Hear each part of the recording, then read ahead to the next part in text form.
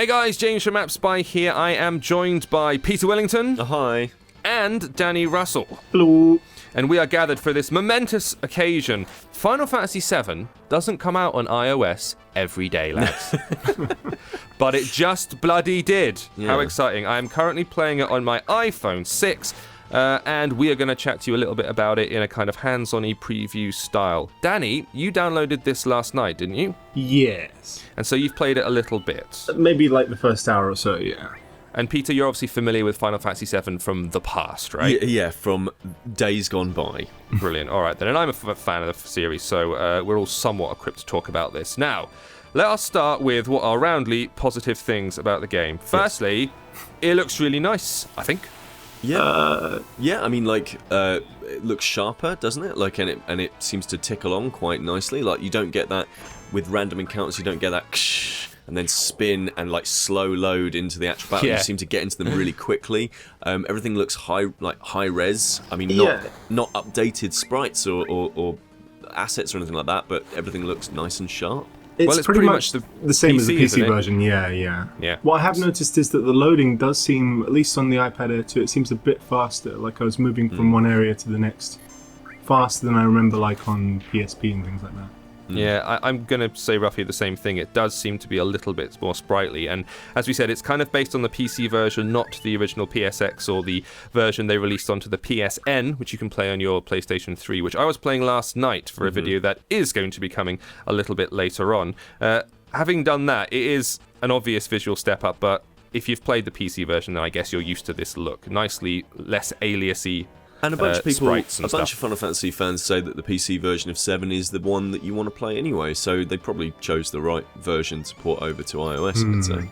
Well, it makes sense. The original PSX version would have looked super blocky on this screen, and I mean, it would have looked worse than the last port they did of Final Fantasy VI. So it's understandable they went that way. So it looks good. Now they've kept the original aspect ratio. I noticed. I expected this to be stretched for 16:9. Yeah, that's a bit disappointing. But it was the same with the PC version. They didn't really add a lot of rules. Yeah.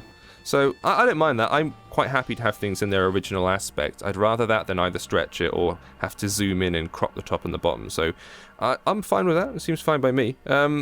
So that's sort of roundly positive stuff. They've made some adjustments, or at least we think they have, for mobile. So you'll notice at the bottom of the screen there's an encounters on button. So you can turn the random encounters on or off. Right, hold on. Okay, explain this to me, because obviously random encounters are the way that you actually level up through the game. So if I turn all the encounters off, am I just coming up against boss creatures then? Yeah. Yeah, pretty much. Right. So you're going to be wandering through the game, and as you know, if you play these games at all, whenever you run about, you'll get stopped every few seconds like we just have done, and the screen will whoosh and you'll go and fight a thing. We have the option to turn those off completely. Now, I can understand the desire to put that option in there. This might be in the PC version, I'm not sure, but it certainly makes sense for mobile, because the thing with the encounters is they break up your journey. They mean it takes you a lot longer to get where you're going, because every time you walk a few paces, the screen goes whoosh and you have to fight a thing. But, as you rightly said, Peter, that is kind of how you get XP and level up your characters. I think it's quite handy, though, for like when you're about to hit a boss or something like that and you've just saved, you don't want to lose any health just from a random encounter, something like that. You know, that it can be a positive that way. Yeah, but, or if you're really struggling and you're down to like 2 HP or whatever it is, and you've just come out of an encounter and you're like, I've got to go and get to a save crystal or something like that. Yeah, I can understand including that. But how do you level up then in that situation? Can you just have encounters off all of the time?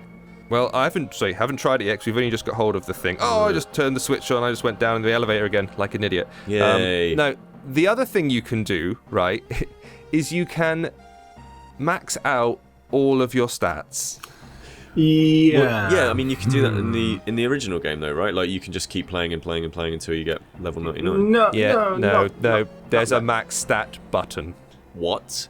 You hit the button, and your stats go max. Yeah, you get, like, 255 attack, 99999 HP. Okay. Let me go into... It's in config, I think. So let me just switch down here.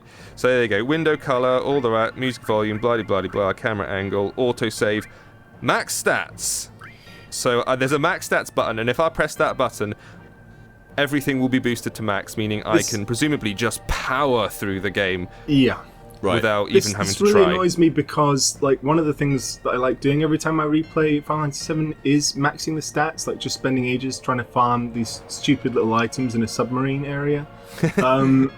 But now there's no way to differentiate someone who's done that to someone who's pressed that button. So here's a question for you then. What's the point of the game? Well, I presume it's for people who are interested in the story, not the stat maxing. Right. That's going to be what it is. Playing the wrong game, maybe. Outrageous! Whoa. Well, people are super into the mythos of this thing. I mean, like, Cloud and his annoying little gang and But it's the not universe even itself. remotely fun being like over level, like it's even more powerful than level 100. It's completely maxed. But so here's the thing, like, if you're coming to this for the story, is that a good thing? Like, because I know there's been sequels like Crisis Core, is it? And there were mobile spin-offs in Japan and that kind of thing that tied into the Final Fantasy VII universe. And is it that important, the story?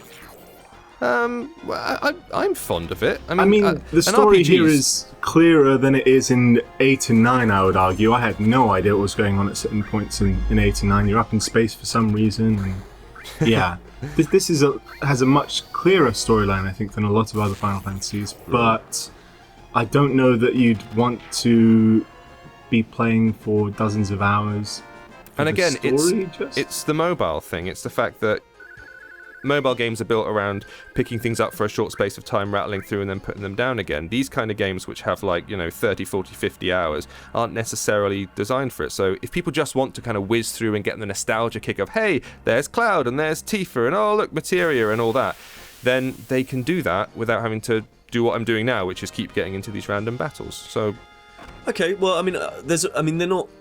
It hasn't been changed completely. Like, you don't have to have this, do you? You don't have to have it turned on. So it is completely optional. And so, okay, so more options. That's kind of a positive thing as well. That's positive. I'm going to do a mad limit break now because it's fun. Cool. Let's talk about the slightly less good thing, and that is, and I'm sure you've noticed it by now, the controls. How many buttons do you have on your screen there? I know. I've got an entire PlayStation controller mapped onto the screen in an overlay that pretty much looks like the same thing you'd get in an emulator shell, where it just slaps on some virtual buttons and there you go.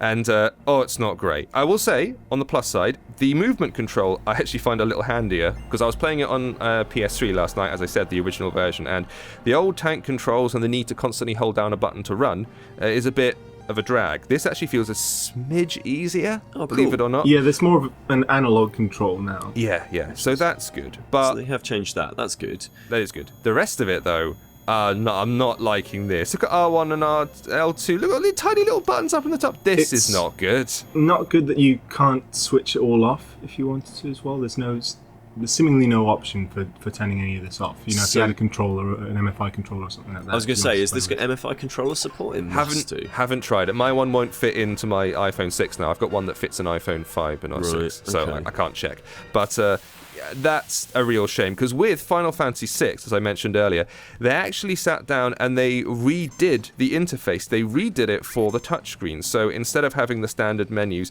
they would scroll up from the bottom of the screen, which would then allow you to kind of swipe up or choose them with your thumb, as opposed to having to go do do do do do do and move through the menu like that.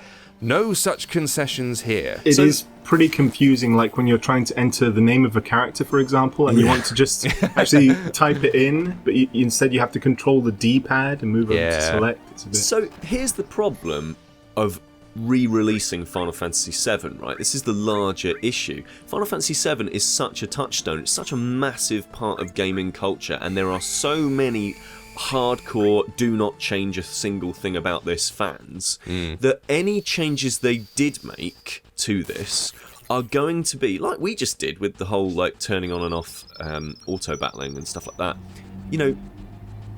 they're going to be heavily criticised. So you can totally get the feeling that at Square Enix there's a poor team of people who are trying to port over this game, probably have some nice ideas and sort of we should do what we did with 6 and kind of change things up a little bit. And then the rest of the management team going, if you change our biggest brand and our biggest game in our biggest brand and completely screw it up, No, don't attack him while the tail's up. Oh no, yeah. James, I'd already done it because he was just about to raise his tail. James, My bad. I'm gonna get hit now. But I like the idea of them doing that. Going, if you touch one hair on my boy's head, you can see what I mean, though, right? Yeah, totally. So the actual number of changes in this don't seem to be that massive, and it's exactly the same with the controls. If they'd actually done a Final Fantasy VI and gone, right, okay, we're going to do this much more touch-focused menu system, I can absolutely see some people living in their parents' basements getting utterly nuts and starting to write death threats. So they're kind of damned if they do, damned if they don't. So I get the feeling that they've just map a PlayStation controller to the iOS device. I mean, that worked with Tomb Raider so well, didn't it?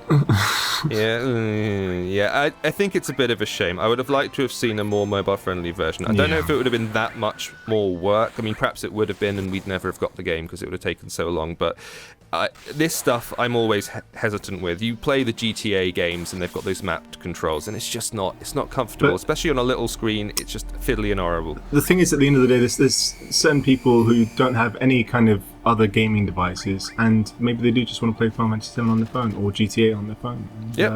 This is a way to do that. It's not the best way to do that, but like we say for ports like BioShock and things like that, if it's the only way you can do it, you might as well.